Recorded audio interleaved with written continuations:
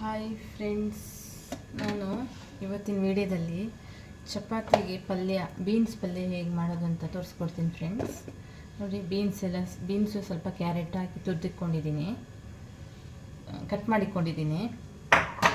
ಸ್ವಲ್ಪ ಈರುಳ್ಳಿ, ಹಸಿಮೆಣಸಿನ್ಕಾಯಿ, ಸ್ವಲ್ಪ ಬ್ಯಾಡಗಿ ಮೆಣಸಿನ್ಕಾಯಿನೂ ಕಾಯಿನೂ ಸ್ವಲ್ಪ ರುಬ್ಕೋಬೇಕು ಫ್ರೆಂಡ್ಸ್, ಚೆನ್ನಾಗಿರುತ್ತೆ.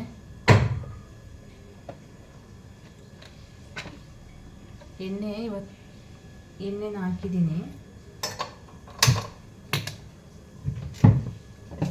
ಸ್ವಲ್ಪ ಎಣ್ಣೆ, ಸ್ವಲ್ಪ ಸಾಸಿವೆ,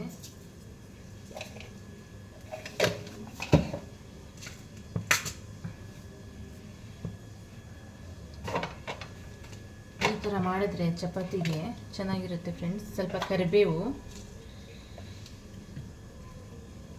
ಸ್ವಲ್ಪ ಉದ್ದಿನಬೇಳೆ ಹಾಕ್ತಾಯಿದ್ದೀನಿ.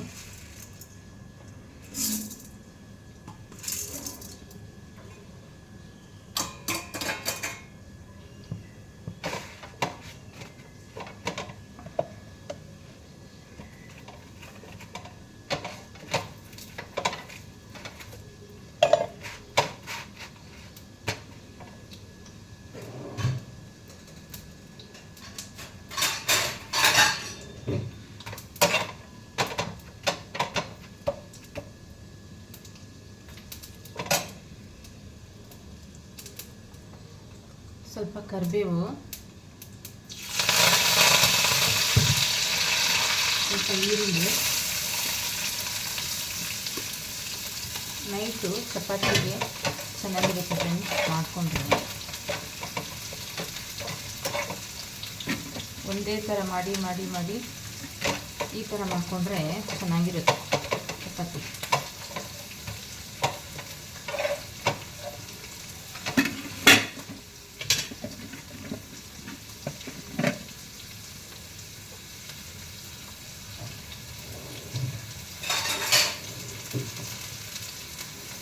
ಇದನ್ನು ಕೆಂಪು ಮೆಣಸಿನ್ಕಾಯಿ, ಬ್ಯಾಡಗಿ ಮೆಣಸಿನ್ಕಾಯಿನೂ ಕಾಯಿನೂ ಸ್ವಲ್ಪ ಅರ್ಧಂಬರ್ಧ ಸ್ವಲ್ಪ ಸಣ್ಣಗೆ ಮಾಡ್ಕೋಬೇಕು. ನೋಡಿ, ಈ ಥರ ಮಾಡ್ಕೋಬೇಕು. ಸ್ವಲ್ಪ ಉಪ್ಪು ಹಾಕಿದ್ದೀನಿ ಫ್ರೆಂಡ್ಸ್, ಸ್ವಲ್ಪ ಅರಿಶಿನ ಪುಡಿ,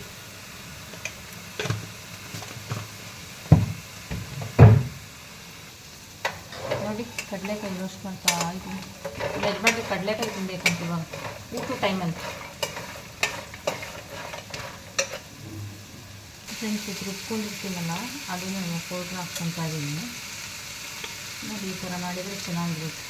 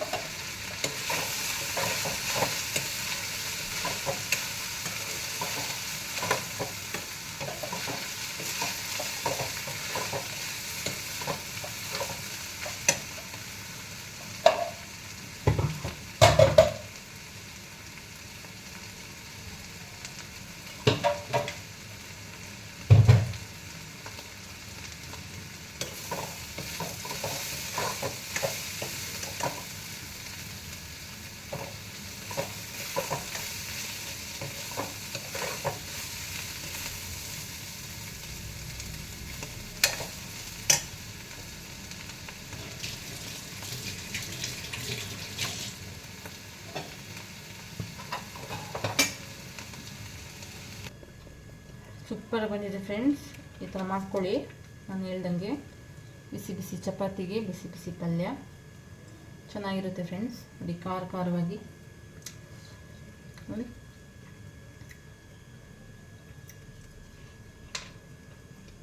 ಓಕೆ ಫ್ರೆಂಡ್ಸ್, ಬಾಯ್.